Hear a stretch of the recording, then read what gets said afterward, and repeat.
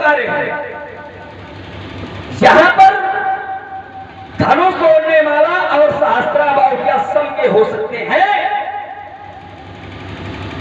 जब हमने सहस्त्राबाहु की ओर दृष्टिपात किया तो पाया सहस्त्राबाहु का जीवन परिचय कैसा है।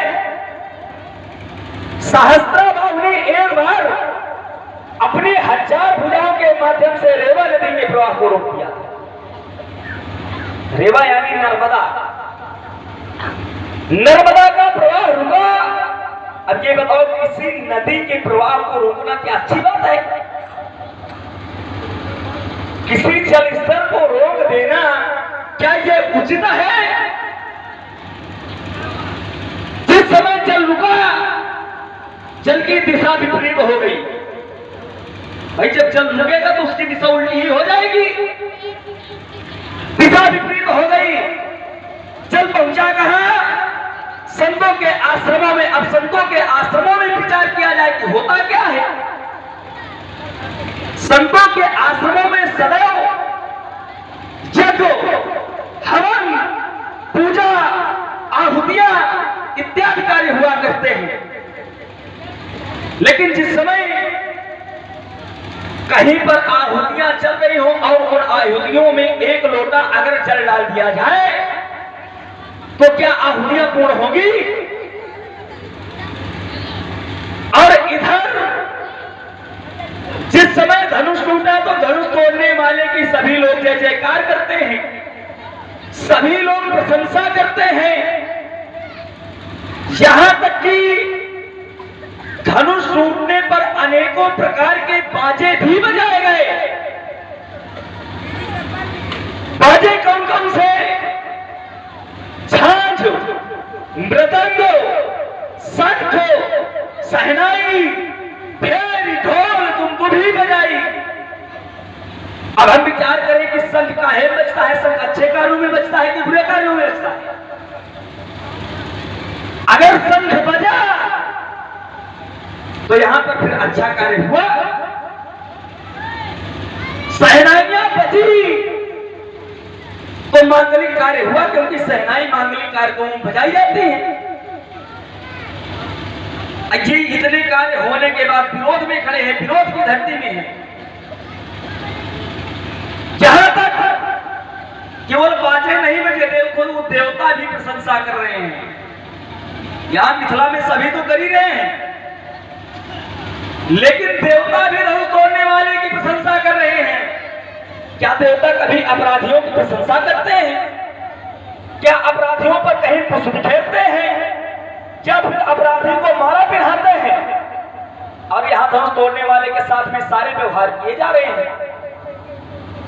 ब्रह्मादिक सुरसिद्ध मुनीसा प्रभु प्रशंसा दे असीसा पूर्ण नारी सारी, ये सभी कार्य हो रहे हैं तो फिर वो अपराधी का है। अगर धनुष तोड़ने वाला अपराधी है तो फिर समाज को विरोध करना चाहिए, समाज को विरोध में खड़ा हो जाना चाहिए, विपक्ष में खड़ा हो जाना चाहिए। लेकिन इस समय सभी धनुष तोड़ने वाले के पक्ष में हैं, केवल ये बाबा जी हमें विपक्ष में दिखाई दे रहे हैं। चलिए अब चलते हैं, बाबा जी से थोड़ा मिलते भी हैं, क्योंकि इनमें हमें क्रोध व्याप्त दिखाई दे रहा है, क्रोधित लग रहे हैं।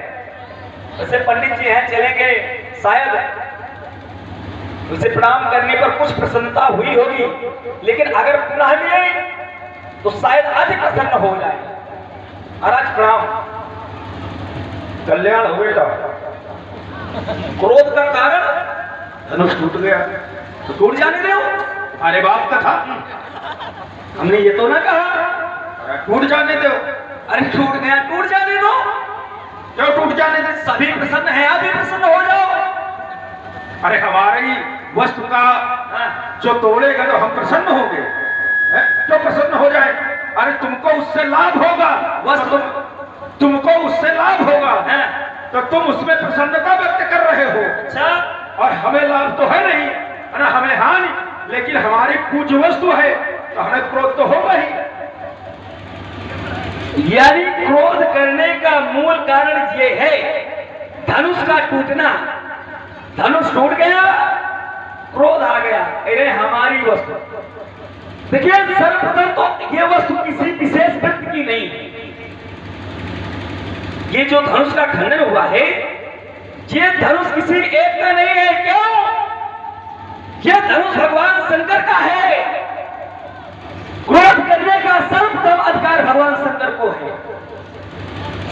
क्रोध करने महाराज गणेश को करना चाहिए, क्रोध नंदी को करना चाहिए, क्रोध कार्तिका को करना चाहिए, यहां तक कि क्रोध मां पार्वती को करना चाहिए, लेकिन किसी ने नहीं किया।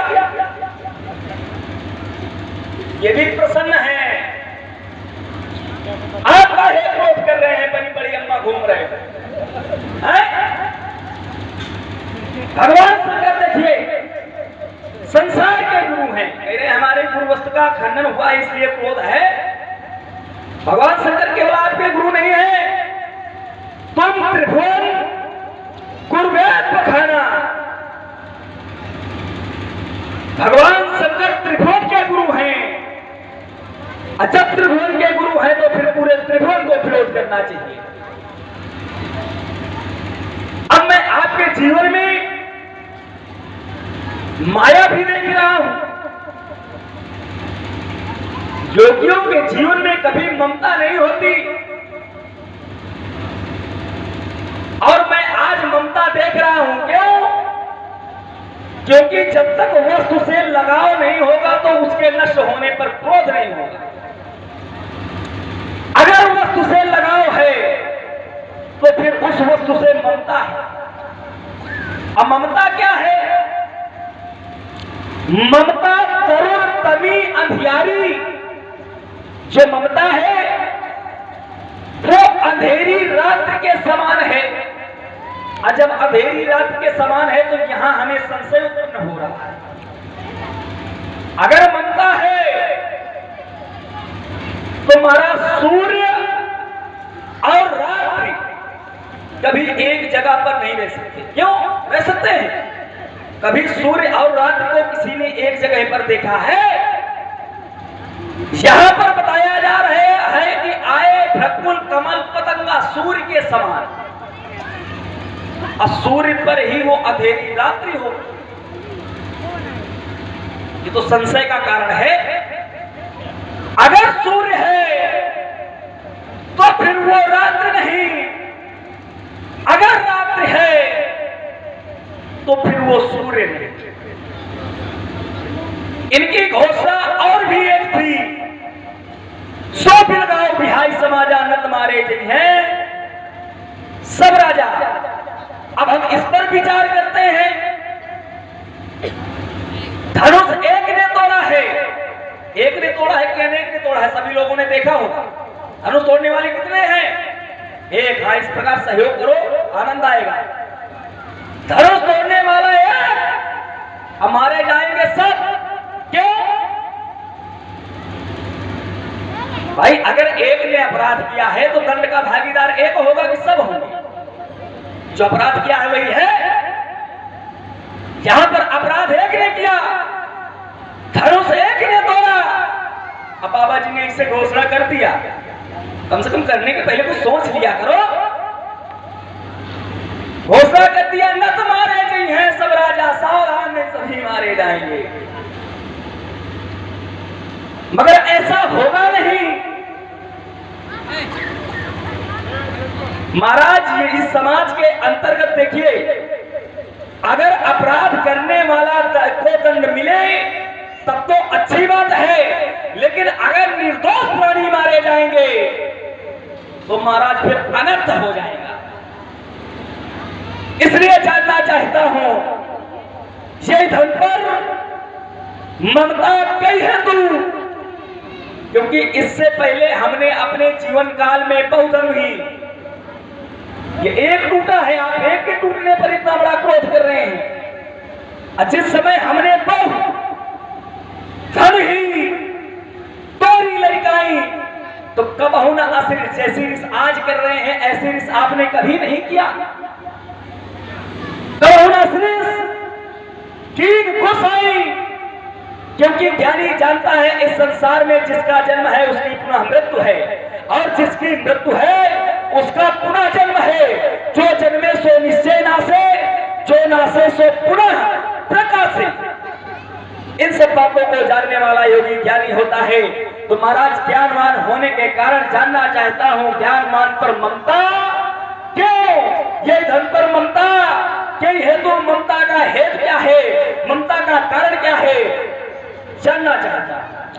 ज्ञानी राजा की समाज में विद्वता और उद्दंडता की आग उगलने वाले छोटे राजकुमार, एक तपस्वी की तपश्चर्या पर तपाक से तड़ाक सा तमाचा जलने का जो तुमने दुस्साहस किया है, इसका परिणाम तुम्हारे भावी जीवन के लिए कितना भयानक सिद्ध होगा, इसकी तुमने अपने अतीत में कल्पना तक नहीं की होगी। अपने वक्तव्य की प्रथम श्रृंखला का तुमने जहां से आरंभ किया था, मैं अपने वक्तव्य की प्रथम श्रृंखला का वहीं से प्रारंभ करता हूं। सबसे पहले लक्ष्मण ने बात कही कि यहां पर बहुत अच्छा कार्य हो रहा था। जब परशुराम जी नहीं आए थे